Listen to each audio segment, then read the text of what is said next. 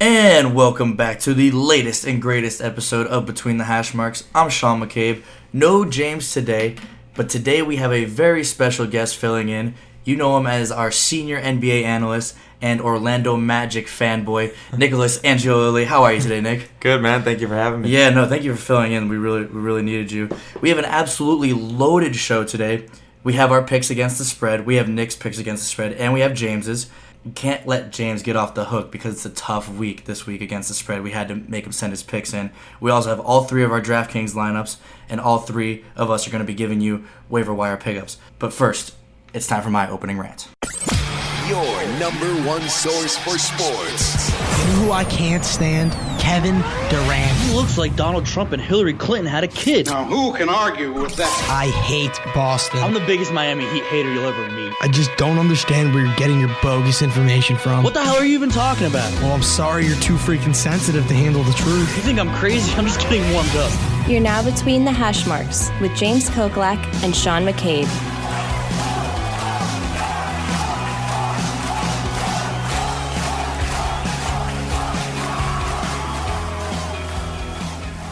This past Thursday night, we saw the 5-2 Buffalo Bills take on the 3-5 New York Jets.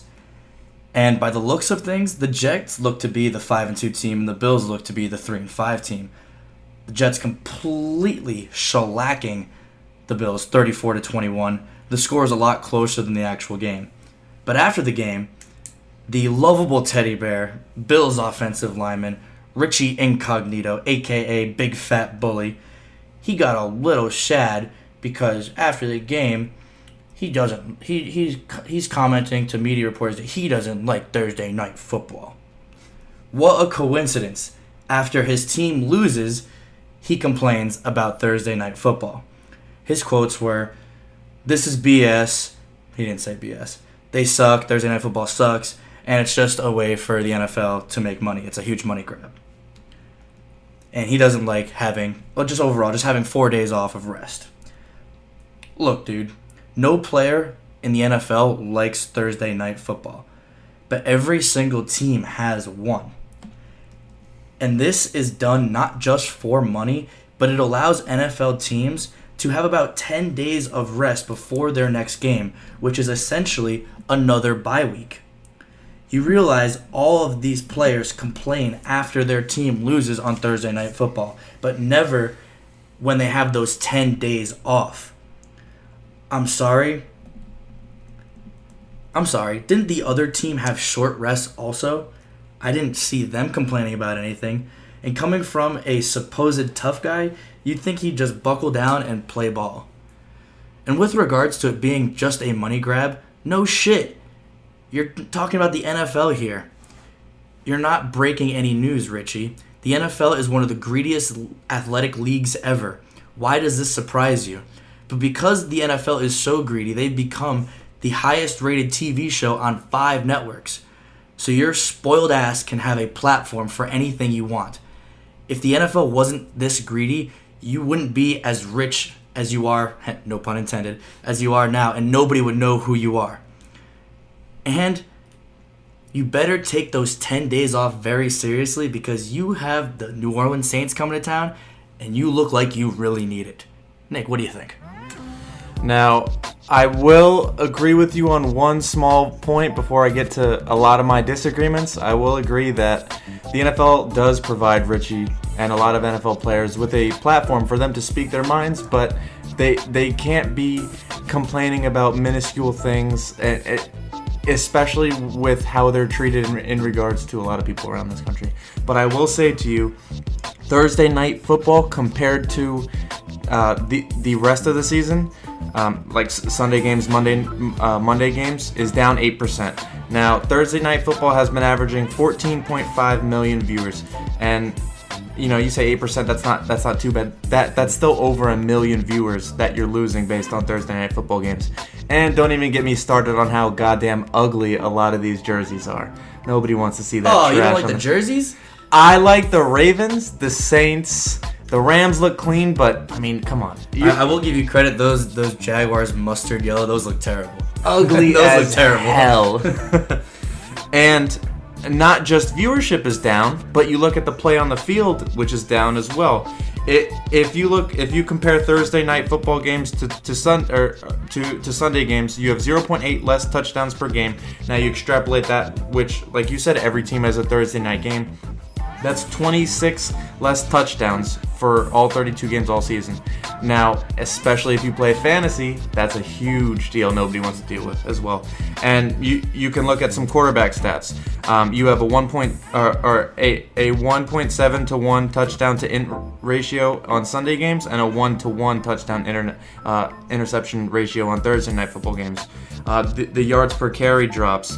The yards per game for a quarterback drops as well, and sacks and drops rise. So if you're a fan of defense, you might like Thursday night football games. Although I will say we have had several really good Thursday night football games this year. The Chiefs, Raiders, and the Rams, Niners stick out.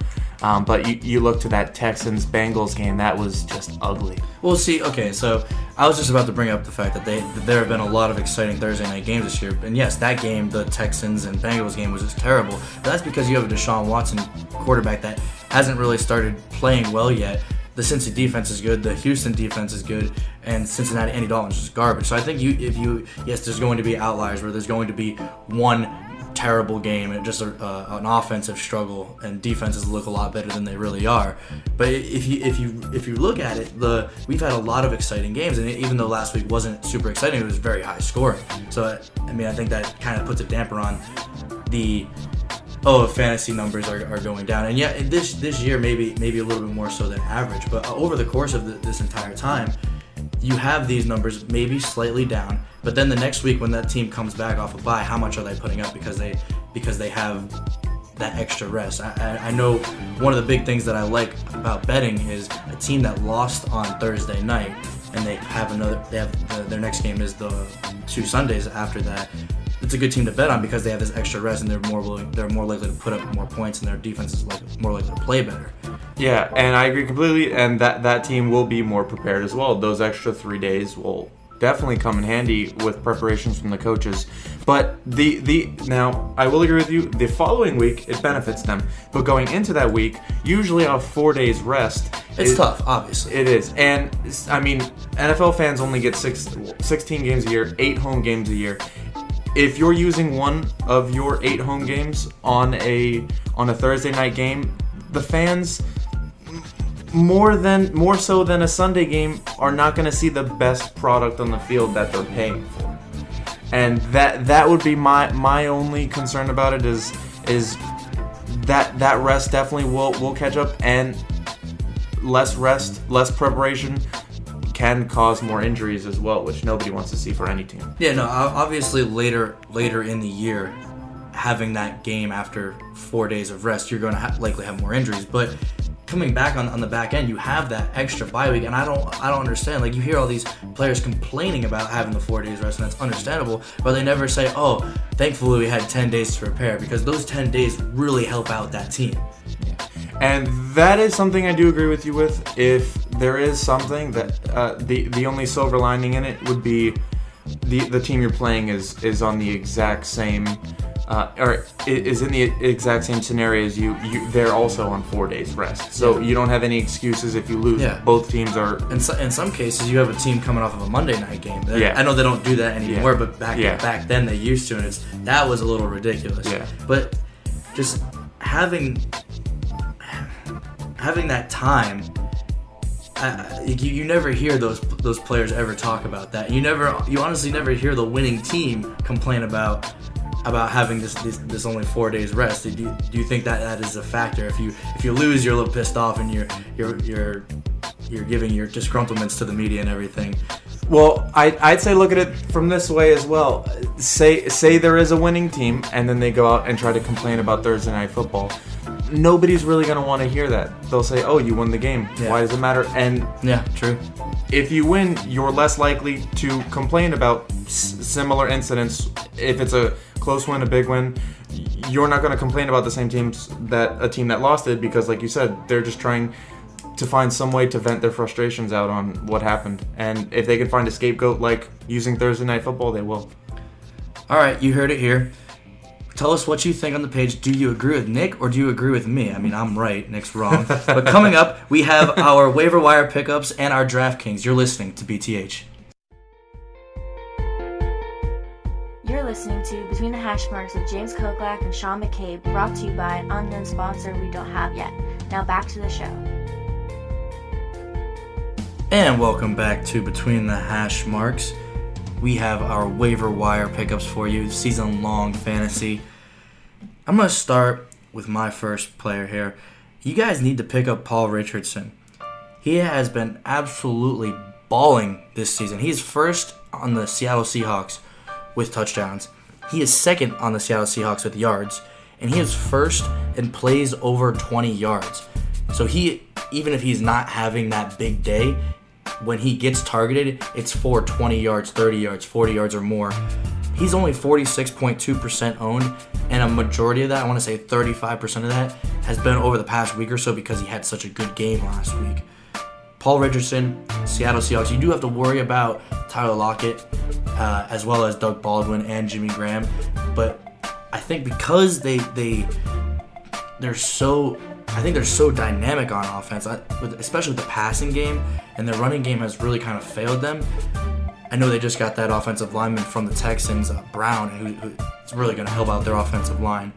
But Paul Richardson is a must-add in, I would say, all formats of fantasy football. Nick, who's your first player you got? My first player actually doesn't have a game this week, but going forward, I love this waiver wire pickup. The Steelers are on a bye week, but my pick is Juju Smith-Schuster. He's a wide receiver for the Steelers, and his opportunity came to him fast with the news surrounding Martavis Bryant. Juju Smith-Schuster has been putting up 11.3 fantasy points a game, and that's without this opportunity. And his ownership this week has gone up 37%. So if he's still there, grab him while you can because the Steelers like to pass. Ben hasn't been too terribly accurate this year, but Tomlin still loves to sling the football. Tomlin still loves to call the plays for Ben to sling the football, and Juju is definitely a good deep threat for them. All right, good stuff. We're going to have James's pick here. James says Kenyon Drake is a must-add, and honestly, he is a must-add. Whoever the Miami Dolphins running back is, you have to add him because Miami loves running the football. Their offensive numbers have been really down this year. Jay Ajayi is averaging less than 4 yards a carry, and I mean, if you go back to last year, Jay Ajayi, besides those 3 baller-ass games that he had, I believe he was also averaging under 4 yards a carry with all those other games. So they're a team that loves to run the football. They don't want to have Jay Cutler make mistakes. They're going to keep running the ball down your throat. And James thinks Kenyon Drake is the guy. I agree with him as well. Your opinions on Kenyon Drake? Yeah, I mean, again, same thing with Juju. You're getting a lot of opportunity now for Kenyon Drake to just take over the carries and be a blanket for either Jay Cutler or Matt Moore. Yeah, I don't see it being Damian Williams taking this job. You never know at the NFL, but I really don't see him being that guy. My next guy. Now I feel bad for all you Deshaun Watson owners.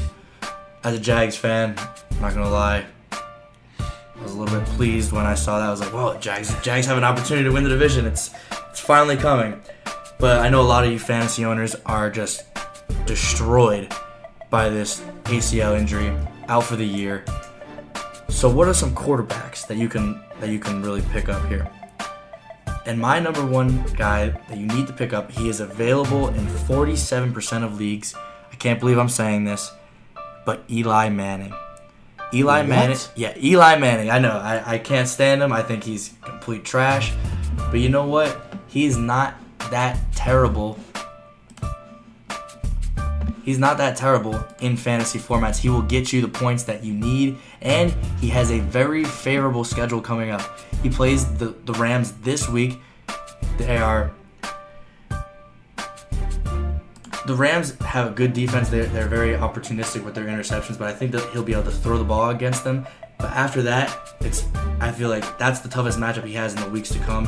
After that, he's got at San Fran. Their defense is terrible, especially with the injuries they sustained lately. Then against Kansas City, everybody's like, oh, Kansas City has this amazing defense. Not really. They're like 30th in total defense this year.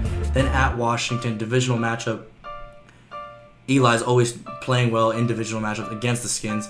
And then Oakland. Oakland's defense has been terrible. And that giving you 4 weeks, that should let you ride him into the playoffs and going forward with that. Now, I will agree, I do love the matchups for the Giants. Do you think that he has enough weapons? Yes, I do, because of I like Ingram a lot, and I think just he'll be slinging it to him the whole time. I think that is going to be, that's his safety blanket. And I know that these receivers, the receiving core is very young, but one of them is going to step up. Not to mention Wayne Gallman. I think Wayne Gallman coming out of the backfield is effective, and their running game. If they simplify the offense, that's when Eli starts playing well. When I know he was putting up decent fantasy numbers when he had Odell and when he had all his other wide receivers, but he was making a lot more mistakes then, and he's been making a lot less mistakes since those receivers have gone down. So Eli Manning is the quarterback that you need to pick up. He's available in 47% of leagues. Look, I'm not telling you he's going to be a top 5 guy moving forward, but do I think he's going to be top 15? You need to fill Deshaun Watson's spot. Eli Manning is going to be your guy. And now with Sterling Shepard coming back too, it could definitely help them out. My second pick is yet again another opportunistic pick. Unfortunately, with Jordan Reed's injury coming down, somebody has to step up in that prolific offense, and that is going to be Vernon Davis. I don't think he'll put up monster numbers, but I think it'll be enough to where if you need to fill in a tight end, then Vernon Davis is a great choice because Kirk has shown he heavily relies on tight ends, specifically Jordan Reed. But Vernon Davis has got a decent amount of reps to where he's still. Vernon Davis has got enough reps this season to keep him, in the groove with the offense, and he'll be able, in my opinion, to step right in and not fill Jordan Reed's role completely, but do a good enough job to where it'll be a solid pickup. Yeah, no, and just looking at his numbers right now, he's currently ranked the 20th best tight end in non-PPR formats. So you would think, because he's going to have more opportunities, it's a good pick. Moving forward into our DraftKings lineups. We have James's lineup, we have my lineup, we have Nick's lineup. We're going to start with James's quarterback play here first. He's choosing Matt Stafford, 6,100. Matt Stafford's averaging 18.4 fantasy points per game through DraftKings, and going against Green Bay. Green Bay is the 23rd ranked defense against quarterbacks. I think it's a pretty solid start. The only thing I'm a little iffy about is that Green Bay has absolutely dominated this series over the past 26 matchups. I believe Green Bay is like 25-1, just straight up. So that does concern me a little bit, that the fact that this is going to be on Monday night, it's going to be in Green Bay, and they've gotten word that if they can tread water, that when Aaron Rodgers, if they can continue to do so and continue to be in the playoff race, Aaron Rodgers is going to come back week 15, and I think that really gives a certain motivation to a team to really play a lot harder, especially on the defensive side of the ball, where they know they need a lot of help. But Matt Stafford for 6,100. With my pick, I'm going with Dak Prescott. Dak Prescott is 6,700 going against the Kansas City defense. Kansas City defense, I'm telling you, Kansas City defense is not as good as everybody thinks right now. They currently have the 30th ranked defense. They're giving up over 6 yards per play. If you're giving up over 6 yards per play, that means every 2 plays it's a first down. Dak Prescott is going to dink and dunk all the damn game. 6,700, not a bad price at all. Give me Dak Prescott. Nick, who is your quarterback? My quarterback this week, I am taking advantage of Carson Wentz versus this Denver defense. Denver has been a decently solid defense this year. They've had a couple injuries, but Carson Wentz at 6,100 is great value, and within the past 4 weeks, he's put up amazing numbers. He's averaged over 25 fantasy points a game, so that's something you definitely want to take advantage of with Carson Wentz. So going against the number 1 defense doesn't bother you at all? I just like his value mixed in with the teams I have. In Denver will be tough, but It's in Philly. This is in Philly. let's start there. Yeah. I'm just gonna start the whole thing over. Go ahead. I don't know why I assumed that game was in Denver. You're good. Okay. My quarterback for this week is I'm going to take advantage of Carson Wentz at 6,100. I like his value. He is going up against good Denver defense. They have had some injuries this year, but his last 4 games he has put up at least 25 fantasy points a game. I know that it's going to be a tough matchup, but with the value I have with the rest of my players, I'm liking Wentz this week. Okay, fair enough. We're going into the running backs here. Starting off with James' running backs, he's got Christian McCaffrey and Adrian Peterson. Christian McCaffrey you can get for 6,500. Adrian Peterson you can get for 5,600. Adrian Peterson, Arizona, they're going against San Francisco. They're banged up all around with the injuries and 32nd ranked run defense already. Never mind those injuries. And Christian McCaffrey, they're going against Atlanta. Atlanta's 16th against the run, but we all know that we're not using Christian McCaffrey because he's going to run the ball. It's because he's going to catch 6 or 7 passes out of the backfield and hopefully have 60, 70 yards and maybe a touchdown. I like both of these picks right here. Great value in both of them. I'm going with Mark Ingram for 7,600 going against the terrible Tampa defense. And I'm also taking advantage of Adrian Peterson, 5,600. San Francisco, 6 injured players on defense this week that are not playing. Not to mention Pierre Garçon. Not to mention they don't know who their damn quarterback is. I mean, they may have gotten a little bit of, we finally have Jimmy Garoppolo. He's gonna give us some kind of oomph, but not this week. Maybe a different mindset this week going forward, but I don't see that being relevant on the defensive side of the football. Mark Ingram going against Tampa. Tampa's defense, they're 29th defense. That's 5.8 yards per play. I don't like it at all. Give me Mark Ingram. What's your running backs? My 2 running backs. First, I'm just going straight value here with Kareem Hunt. He is 8,600, but he's going against a Dallas defense that gives up 106 yards a game on the ground. And this is just going to be a shootout. Honestly, you could pick a lot of players from either side, and they would be good value no matter their price. And my second running back is Doug Martin, going up against one of the worst rush defenses in the NFL in New Orleans, who give up 120 yards a game. And Doug Martin is only 5,800, and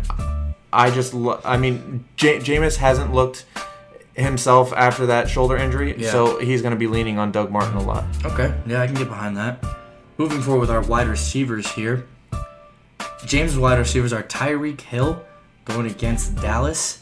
Golden Tate going against Green Bay. He's got that pairing with Stafford and Golden Tate, and he's got Michael Thomas. Tyreek Hill 6,700. Dallas is the 26th best defense against the pass. I was telling you about that before, how Kansas City's defense is completely overrated. Golden Tate, Green Bay's defense is 27th against wide receivers. And Michael Thomas going against Tampa Bay's defense. Tampa Bay's defense is 30th against the pass. I actually completely agree with James here. 2 of our 3 wide receivers are the same. I also picked Tyreek Hill and Michael Thomas. Michael Thomas is expensive, 7,200. I do know Drew Brees spreads the ball out around a lot, but every once in a while you got to figure Michael Thomas is going to go off. He did a couple weeks ago. He's kind of been getting back into things a little bit, and they seem to be dominating teams all around. So I really like that pick. Tyreek Hill going against Dallas' defense. Their secondary has been trash all year long, and my value pick, Cooper Kupp, 4,500. I know you're gonna like that, Nick. 4,500. Cooper Kupp is the man. Yeah, no, he's so cheap. He's a great value pick, and it seems like he is the favorite option to Goff. I know he targets Sammy Watkins a lot, but it seems like Cooper Kupp, he's getting 5, 6, 7 targets a week, and I like that consistency. And it seems like he's getting in the end zone every once in a while. So give me Cooper Kupp for 4,500. Who are your receivers? It's interesting. I also picked the Rams receiver, and I was going back and forth between Kupp, Woods, or Watkins. The reason I selected Watkins at 4,200 this week is because Janoris is out, and Janoris would be the one covering Watkins and That's fair. Janoris has done a good job shutting down receivers this year. So I think Watkins can take advantage, but I wouldn't be surprised to see either one of those Rams receivers take advantage. You're saying Watkins at 4,200? Yes. That's very good. I might have to change that. Maybe. My second is Funchess at 5,400. Obviously, Kelvin Benjamin got traded this week. So just with those opportunities, and I love the Christian McCaffrey pick as well. Both of those will see their targets rise a lot, and with Olsen still out, Funchess is definitely going to take over, and he's already seen as a red zone threat anyways. Now he's going to get more targets going down the field also. Dez is my last pick at 6,400. As we reiterated already, Kansas City has an awful defense against the run and the pass, and they let up, like you said earlier, the 30th most yards per play. Dez is going to take advantage. The only thing that makes me a little more nervous is Zeke is actually playing, so the amount of touches Dez could potentially get has gone down a bit since that news, but I still like Dez for sure. Yeah, no, I struggled with this. I did have Dez in my lineup, and then I was just like, oh, but there's games he just gets targeted twice, and then he just spending that much just ruins your DraftKings lineup for the whole week. There's really no able to come back from that. Moving on to tight ends, it's funny here. I feel like James must have copied me here. He knew what I was going to pick. We both have Jason Witten at 4,600. Reason why I have Jason Witten is because with my quarterback, I need somebody I need to pair that up with somebody. I didn't take Dez Bryant, so I took Jason Witten. 4,600. Kansas City, they're 22nd against tight ends, so that's my logic there. They've just been terrible all around. We keep reiterating it again. Kansas City's defense not as good as you think they are. Take these Dallas players, especially in the passing game. Who's your tight end? My tight end is Jack Doyle from the Colts at 4,300. Okay, very nice. T.Y. Hilton's been getting some targets, but Brissett's just been overthrowing him, underthrowing him, and just they haven't been on the same page. But the one player that Brissett's been on the page with is Doyle. Doyle had a monster game. He did. So I think, and I know the Texans' defense is pretty solid, but the Texans' souls are just going to be crushed with that Deshaun injury, and mentally, I don't think they're going to be all there. Well, honestly, since Watt has gone down and Merciless has gone down, and then really only the big names they have on that team is Clowney right now. I mean, Joseph is good, but he's on the outside. You're really building your defense from the inside. Joseph's not going to be on Jack Doyle. Yeah. But so I think Jack Doyle is not a bad play at all. And moving on to our flex plays here, James and I, we're sticking with it. We're going the same player again, Kenyon Drake, 4,000. That is extremely great value against a terrible Oakland Raiders run defense. Kenyon Drake, only 4,000. I don't know if you heard me. Only 4,000. If he ends up being the guy, you can't find value like that. This could be a guy that has 15, 16, 17 points, and when you're getting that much production for a guy this cheap, you need to harp all over it as soon as you can, especially in those big pool leagues where there's over 100,000 or 50,000 people in that league. You need to get Kenyon Drake. Yeah, a lot of people may get him, but a lot of people aren't, and he's the great value play that you need to get. So I have Kenyon Drake. James also has Kenyon Drake. James, or Nick, who do you got? My flex this week is T.Y. Hilton at 4,900. I know I was just talking about Doyle, or how Doyle would get the majority of the targets, but like I said earlier, T.Y. has been getting 9 to 10 targets a game, and being relatively cheap for a player that 4,900 is really cheap. Yeah, for a player who twice this season has caught over 160 yards and a couple touchdowns. Yeah. So he's definitely a boom or bust player, but if you can get someone like T.Y. Hilton for that cheap, I say go for it. Although it is risky banking on the Colts offense like that, but with good value. Well, if you're in one of those 100,000 people leagues or 50,000 people leagues, you hit on that boom, you're looking like you're going to be in the top 100 of that competition, because nobody's going to be stacking two Colts receivers essentially. Exactly. So no, I can definitely get behind that. James's defense, this is where we separate off a little bit. James has the Baltimore Ravens at 2,900. They are 16th against Or sorry, they're going against Tennessee, and Tennessee is 16th, basically an average team against defenses. And here's what he's thinking here. The Titans, Marcus Mariota, he's been kind of wobbly all season, not really that good. I know they just had the bye week, so maybe he's a little bit healthier coming out of that. But the Ravens defense, they have been ranked. The Ravens defense is 7th in yards per play given up. That is extremely good value for a defense that is extremely cheap. The Ravens defense is extremely good value. They put up points, 13 points per game. When you can get a defense that's putting up over 10 points per game, that's something you want, especially if they are as cheap as the Ravens defense is. My defense, I took the Detroit defense because, you know what? As much as I was saying about how Green Bay is 25-1 in their last 26 games at home against Detroit, I just don't trust Brett Hundley yet. Maybe going forward, yes, he will be good. And we heard it coming out of training camp that, Brett Hundley is good. He's good. He's going to be Aaron Rodgers' key backup. But you know what?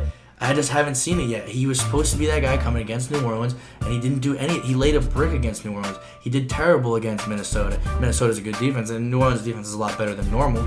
But I just can't get behind it, and I could see him throwing 1 or 2 picks, and that's where the Detroit defense thrives. They are very opportunistic. They score almost every single game. I know you can't bank on that, but when you're playing fantasy and you're playing in these big leagues, you are banking on that defensive touchdown. You want to get that defensive touchdown. In Detroit's defense, they get a lot of defensive touchdowns, and it's only $3K. Who's your defense? Well, I just want to real quick. I actually really like that Detroit pick because if you remember, within the first 4 weeks of football, they were the number 1 defense, and that's because of how many turnovers they forced. Exactly. And if there's one QB to prey on, it's going to be a new QB just really getting his feet wet. My defense this week is the Eagles at 3,300. They're going against a Denver team who, look at Trevor Siemian. Yeah. First 3-4 weeks he looked all right. Last several weeks he has not looked good at all. So much so that they benched him. Yeah. It's like. Exactly, and now they're thinking of starting Paxton Lynch. Do you believe in Osweiler? No, not at all. And if he comes in, it honestly makes my pick that much better. He isn't. Yeah. He's a starting quarterback. So, and now if Brock is starting, definitely lock in that Eagles pick because the Eagles have been allowing less than 20 points a game this season. And they allow less than 70 rush yards per game. Yeah. So with someone like Brock coming in with his confidence completely shot, he's going to want to rely on C.J. Anderson. Yeah. And if the Eagles have been pretty good against the run, forcing him to pass and possibly getting a couple interceptions. Well, not to mention this game is on the road for Denver. It's like they're traveling to the East Coast, and teams that travel from east or from west to east, that time zone difference really messes with them, and they're just not effective. Especially being a 1 p.m. game. Exactly. So that's our DraftKings picks. That's our waiver wire picks. Coming up next, it's your favorite segment of the week. It better be with all this money we're winning you. You're listening to BTH. You're listening to Between the Hash Marks with James Koklak and Sean McCabe, brought to you by an unknown sponsor we don't have yet. Now back to the show.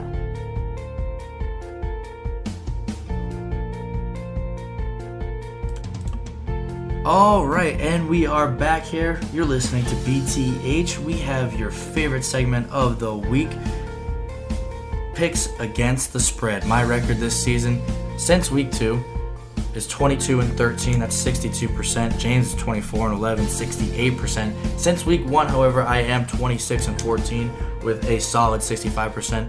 And if you are over 54%, if you're at 55%, you're living in the big fancy house. You're not living a straight job if you're betting the big bucks here. So you're welcome for winning you guys money. You guys can just listen to us and you'll win a whole buttload of money and you won't have to work a straight edge job for the rest of your life. You're welcome. Nick, give me your first game. What do you got here? My first game is I have the Raiders -3 against Miami. The Raiders, this would have been a great game to take if Miami still had Jay Ajayi. because the Raiders are allowing 120 rush yards allowed, which is, great value for Kenyon Drake and DraftKings. But in regards to Miami, and still with the quarterback turmoil of Jay Cutler and Matt Moore, I'm really looking for Oakland to really take advantage of Miami in this game. Cooper is finally looking like himself again. He hasn't had as many drops as he had in the beginning of the season, and Carr's already built up a rapport with Crabtree. And if Lynch is back from his suspension this week, this offense is just going to run all over Miami, score up and down, and Miami's not going to be able to keep up. Yeah, James actually has the same game as you, the same exact pick. He has Oakland -3, and his reasoning is Oakland is too good to keep sputtering. Their offense has to wake up eventually, and Miami kind of surprised everyone by trading Ajayi. He doesn't know where the team is, where they are mentally, and he thinks that it could be a huge factor in how hard they play. I want to bring this up here for a second because I was talking about how I like betting teams that lose on Thursday night and what they do coming back. I'm not betting this game because I just don't trust either team at all. I slightly lean towards Miami. If you had a gun to my head, I would take Miami +3 because they are a home team that's an underdog, and they just got shellacked. So I think that 40 to nothing against a bad Ravens team. Like, Ravens are not a good team at all, and most of that shellacking came after Joe Flacco left the game. So it's not even like, Joe Flacco was slinging it up and down the field. No, nothing was like that. So I think when you get embarrassed like that on national television, you have 10 days to prepare, you're at home, and you're an underdog, that's very fishy to me, so I would lean towards Miami in that game. Well, like you were saying, mentally checking out. Yeah. Maybe Jarvis Landry's checked out. But maybe, because the thing with Jay Ajayi, he was, I don't want to say a huge locker room problem, because there were reports that he was complaining about how many carries he was getting, especially one time after a win. He was complaining how many carries that he got after a win. Like, what are you doing? But he wasn't complaining to Adam Gase. He was complaining to other coaches and other players in the locker room, not expressing it to the one person that can actually help him with the amount of touches he's getting. So I think when you have a player that is complaining about how many touches he's getting when you win a game, that's a huge problem to me. So maybe getting rid of him, maybe helps out the team. Who knows? Could be a Ewing effect. We'll see. Yeah, exactly. My first pick here is the Dallas Cowboys -2.5. Now, I really wanted to take this game when Dallas was a 1-point underdog. I thought about it. I was going to do it. This is before Ezekiel Elliott was supposed to play this, or this is when Ezekiel Elliott wasn't supposed to play this game. I was like, Dallas +1. Are they really going to lose that much without Zeke? They have McFadden, they have Alfred Morris. They're still going to be able to run the ball behind that offensive line. But I didn't do it. And then Zeke came back, and I was just like, okay, they're going to be running the ball. The secondary is already terrible for Kansas City. Give me Dallas right now, just because I feel like Kansas City is going to go on this slope where they're not as good as everybody thinks. Their offense is really good, but I could see their offense sputtering. I don't think Kareem Hunt is playing as well as he had the first 3, 4, or 5 weeks. Alex Smith, he kind of had this same thing last year where the first 6 games he balled out, and then after that he didn't so much. I know they're going against an easy secondary against Dallas, but I like, just because, let's put it this way, Kansas City had a win on national TV, so that game really, I think, plays in the minds of people that, like, Kansas City won on national TV, so Kansas City is going to beat Dallas. But no, I'm going to take Dallas because they have been playing like they were supposed to be playing all year, how we thought they'd be playing. They're finally starting to play that way now, with dominating the 49ers and then dominating the Redskins, even though the scoreboard didn't really show so.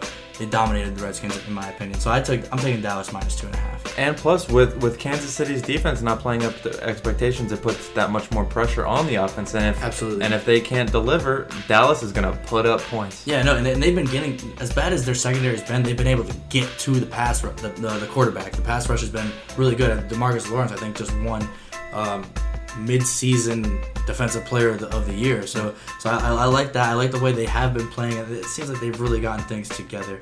What is your second pick? My second pick is, and you can call this a homer pick, but I'm taking Rams -3.5 at the Giants, who are 1-6 on the season. The Rams offense has just been extremely prolific. The Giants are allowing 121 rush yards per game this season. Todd Gurley is going to feast. And like we were talking about in the DraftKings, the loss of Janoris, which is something the Giants really take pride in, is a good secondary. The loss of Janoris is going to hurt them a lot. And I think Goff is just going to have his way with this Giant, Goff is going to have his way against this Giants defense, and Gurley is going to help him out with checkdowns. Goff is going to have a lot of passes on the outside. I don't particularly see this being close. I think the spread should have been much larger than this. It's funny because James actually did the same exact pick, but he got it at -4. And his reasoning is the Rams should just dominate this game. Jenkins is suspended, and the Giants are just decimated by injuries. Yeah. Me personally, I just couldn't find myself to bet on this game. I know both teams are coming off of a bye, correct? Yes. Yeah, that's the thing that bothers me, that the Giants are also coming off of a bye and this game's at home, so that's why I just didn't touch this game at all. It just made me stay away. My next game is I have the New Orleans Saints -7 at home against the Tampa Bay Buccaneers. And this Saints team, wow, they have really impressed me this season. They started out 0-2, and who would have even thought that they would have won the next 5 games? And they looked good in all 5 of those wins. They did not. It wasn't any squeakers. They dominated Chicago last week, and they didn't cover the spread. They missed it by 0.5 point, which is super frustrating because they really should have. Mark Ingram had 2 fumbles inside the red zone. Well, one was just outside the red zone. But so that was a kind of a faulty final there. They really should have covered on that one. So this spread, to me, I think it should be 10 points, if not 11 points. So I see -7. I say, wow, great value. And Tampa Bay's defense is terrible. They can't stop the pass. They can't stop the run. I don't know why this defense is so bad. I feel like the defense has a lot of good players on it. Unless Mark Ingram has another game where he has 2 fumbles again, the Saints are going to cover this game easily, in my opinion. And with Lattimore on the outside for the Saints, covering Mike Evans, that's huge for them. That's why I stayed away from Mike Evans in DraftKings. Yeah. So what's your next pick? What do you got? My next pick, I have the Colts +7 versus the Texans. And like we were talking earlier, it would have been great to get it before the Deshaun Watson injury. It was +13. 13, obviously, you can't have the foresight to know somebody's going to get injured the week of a game. And the Colts allow 302 pass yards a game, which is troubling. But now that Deshaun Watson is not going to be a threat for them, and you have Tom Savage coming in, I'm really liking the Colts. And Brissett has looked a little bit more comfortable with each passing week. He's really getting the chemistry down with his receivers. Obviously, still needs to work on it with T.Y. Hilton, but he's found his target in Doyle. And I mean, you don't need them to put up a lot of points. I think that this game is going to be a very low-scoring game overall, and having them as a touchdown safety net there for the Colts, I think will end up being huge. Okay, very good. James's next pick is Denver +7.5, and his mindset is, look, Philly will probably win this game, but you just don't see Denver losing by 8 points. Their defense is too good, and he thinks that having Brock Osweiler will have this spark for this team that they needed, that they've been missing all year, and that Brock is better than Simeon. Yes, he's better than Simeon, especially when Simeon's hurt, obviously, but is he really better than Simeon when both are healthy? That is a great debate right there. We don't really know. It's hard to tell. With me, I am very uncomfortable with taking Denver here because, I mean, 7.5 points is a lot, and it's at that magic number where a 7-point victory, not many teams have an 8-point victory, but Philly has just looked so damn good, and they're at home. Denver's got to travel from the West Coast to the East Coast, 1 o'clock start time. I just feel like Denver's going to make a lot of mistakes on the offense, and that could really put them in bad positions, And then Philly, I could see them capitalizing on these situations every single time. Well, you could look back to the Giants-Broncos game, and no one would have thought that exactly that the Broncos would have lost by 13. So if they lose by 13 to the Giants at home, who says they can't lose by more to the Eagles? Yeah, on the road. Yeah. My next pick that I have the Cincinnati Bengals. I'm taking them over my Jacksonville Jaguars. Plus 5.5 is the spread. It actually has moved up since I put this bet in. It's now at plus 6, so I like the way that it's heading. I think my bet is looking. I feel pretty good with it because Jacksonville, their defense is really good, yes, but their offense, if they can't run the ball, then they don't have an offense, in my opinion. And Cincinnati is third against the rush, and they're top 10 against the pass.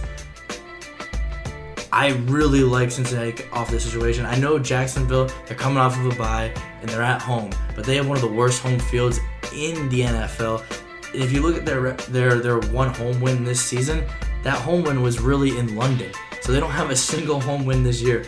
They played Tennessee, they got shellacked. They played Los Angeles Rams, and they didn't get shellacked, but they didn't look good. And Bortles throws picks. When he throws picks, that's when the other team starts doing well. I think this is too many points. I actually think Cincinnati's going to win this game, to be honest with you. Give me Cincinnati plus 5.5. My pick here is I have the Arizona Cardinals minus 2.5 against the 49ers. The 49ers, and I know for you in particular, you won a lot of money early on betting the Niners. Yeah. I mean, winless teams do very well against teams that have won, and they I think out of they had a 5-game stretch where they lost by a total of like 13 points. It was like the first time in NFL history any team's ever done that. Yep.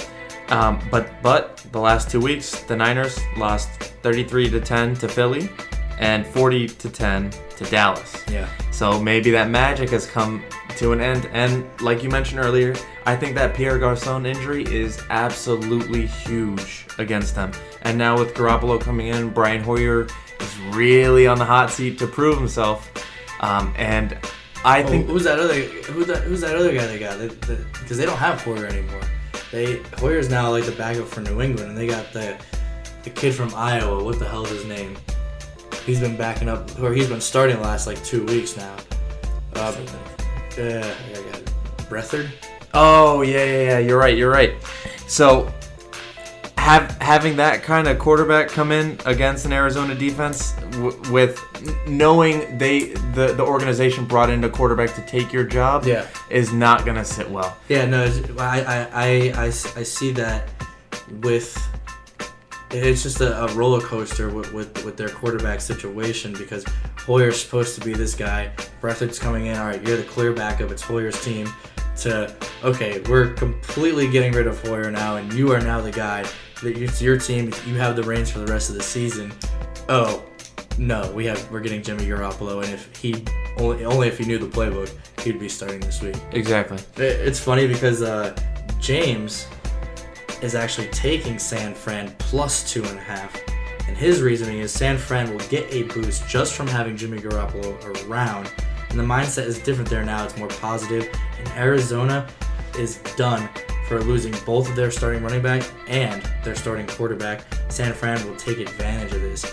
I actually strongly disagree. I'm surprised I didn't put this as one of my bets because, yeah, they've lost their starting quarterback and they've lost their starting running back, but their backup running back is pretty solid in Adrian Peterson.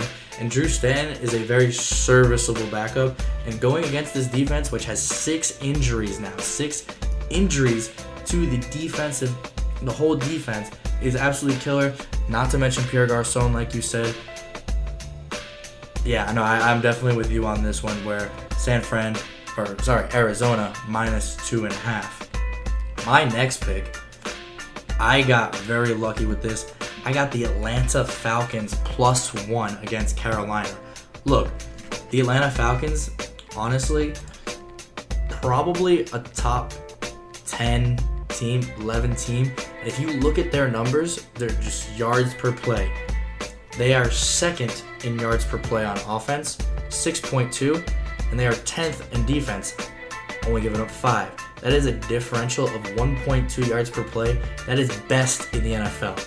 Yes, I do have a problem with Steve Sarkisian. I think he has a problem with just running an offense in general. We saw in the national championship game against Clemson. For Alabama, not looking good, not looking innovative, and just this season overall, what have they done in the second half, Atlanta? They haven't done anything at all, and it's very frustrating to see. However, last week we saw them come back against the Jets. The Jets have a decent defense. Yeah, they only won by 5. But there was a couple opportunities in the red zone that the Falcons had where Devonta Freeman actually dropped the pass that would have been a first down, if not a touchdown. And so if they end up winning something like 29-20, your mindset about that game is a lot different than 25-20, where it looks like they struggled, but they really didn't. The spread right now, Atlanta's actually a favorite. I think they're a 1.5-point favorite now. I got them when they were a 1-point underdog. I have a problem with Cam Newton. He obviously doesn't know how to handle just being emotionally a quarterback in the NFL. I mean, he can't handle answering a question from a reporter, and it just seems like, Kelvin Benjamin was one of his closest friends on the team. Having him go away, what does that do to his mindset in this game? Divisional matchup. He's going to need it all, and I'm just not sure if it's there, so I'm taking Atlanta +1. Yeah, I actually like that Atlanta pick a lot, and I mean it is very confusing seeing Atlanta have these offensive struggles, seeing how Matt Ryan came off an MVP, and seeing how they have Freeman, how they have Coleman, how they have Julio. So talented. Exactly, and Hooper's been pretty good for them. So it's not like a lack of targets, but I would also argue that is something to where you should buy into the Falcons now when they're struggling, because you already know they have a history of making that work. It's only a matter of time until they pick it up. Yeah, exactly. What's your final pick?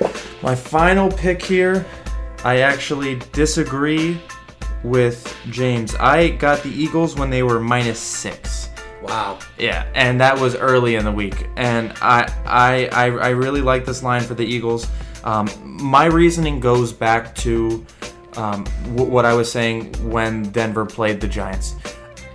Seeing how Denver got exposed like that at home, and now they're having all these quarterback injuries and issues with Simeon not playing well, Brock coming in.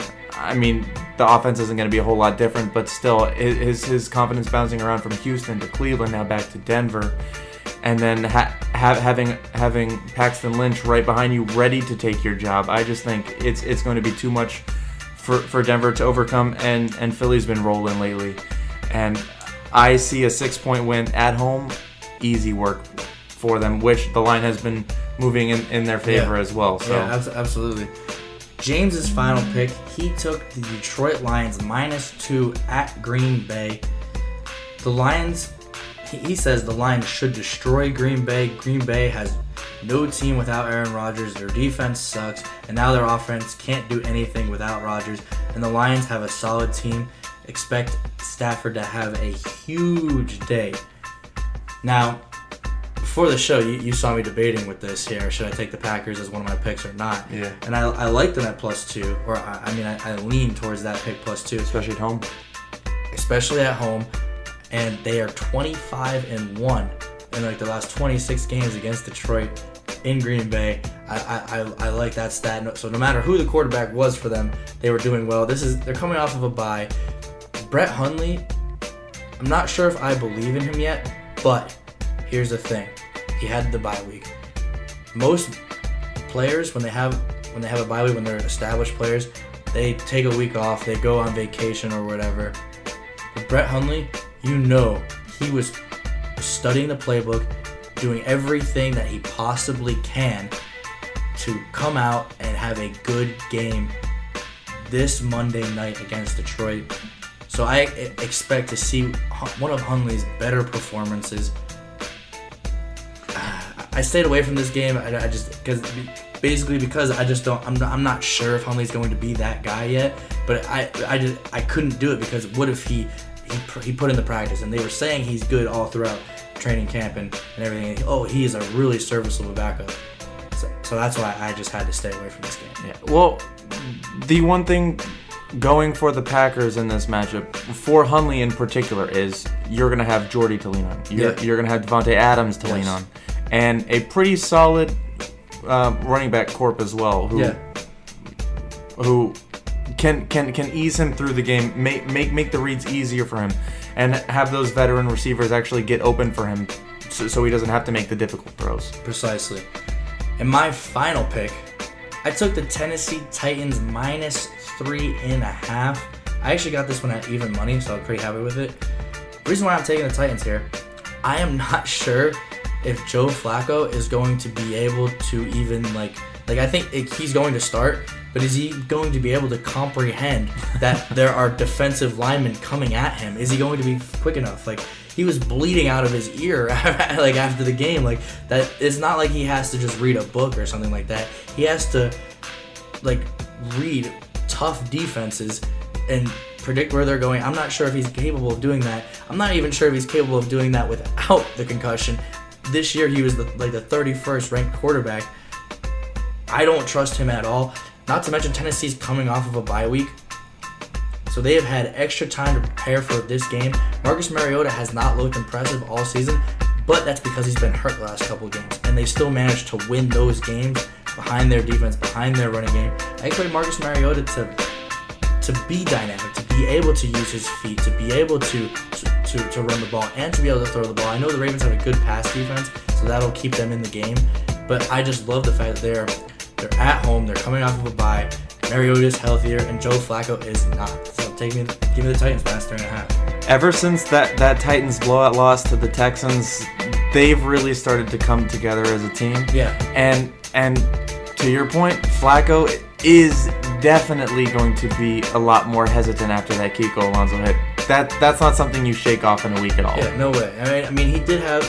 I mean, it was a Thursday night game, so he had the 10 days. But it's different when I know we had Devonta Adams come back from a concussion. He played well coming back from a concussion, but it's a little bit different when you're a wide receiver as opposed to the quarterback. The wide receiver has a lot less responsibility than the quarterback. I agree completely.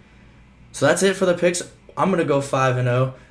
Nick, you think you're going 5-0? I mean, if you go 5-0, you and James had 4 of the same games. Yes. And you agreed on 2 and disagreed on 2. Yes. Okay. Yeah. Very interesting. Yeah, we agreed on the Oakland and the Rams, and we definitely disagreed on the Niners and the Broncos. So come next week. Yeah, no, I'm gonna be talking a lot of trash. Yeah, no, we I like your confidence. We were definitely gonna call you out if you have terrible picks.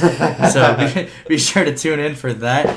We had a loaded show. Nick, thank you for filling in today. We for sure, man. It was fun. Really appreciate it.